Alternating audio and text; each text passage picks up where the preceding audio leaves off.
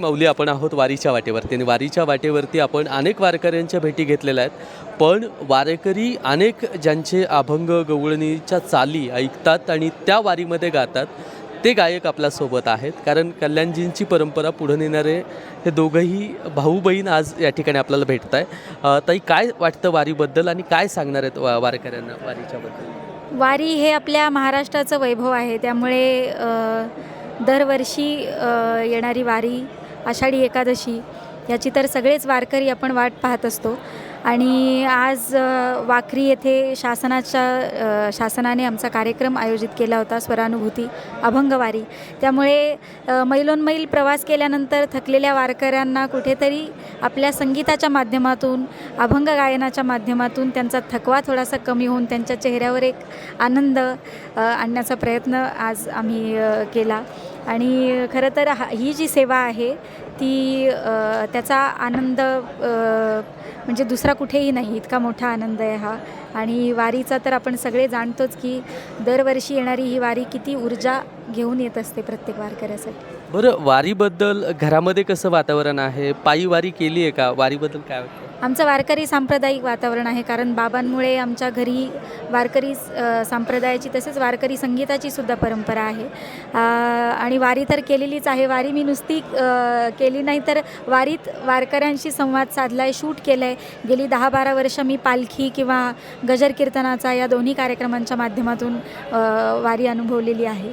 त्यामुळे दरवर्षी होणारी ही वारी आणि वेगवेगळ्या पद्धतीनं वारकऱ्यांशी साधला जाणारा संवाद हे मला वाटतं हे काही औरच आहे आणि हे आयुष्यभरासाठी ती एक आठवण आहे छान.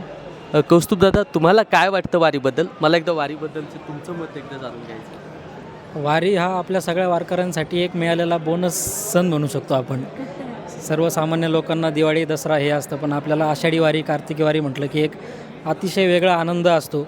आणि ती ऊर्जा आळंदी ते पंढरपूर अशी प्रत्येक वारकऱ्यामध्ये आता आपण अनुभवतो आहे सगळेच की अतिशय ऊर्जा आहे. आणि तीच ऊर्जा अगदी काही सुखसुविधा नसल्या तरी पण आम्ही टेम्पोत बसून एका माईकवर सगळ्यांनी कार्यक्रम केलेले आहेत, पण तो आनंद कुठे दुसरीकडे मिळत नाही. तो फक्त पंढरपुरातच मिळतो आणि वारीच्या अनुभवातूनच तो पूर्ण प्रवासादरम्यान अनुभवता येतो.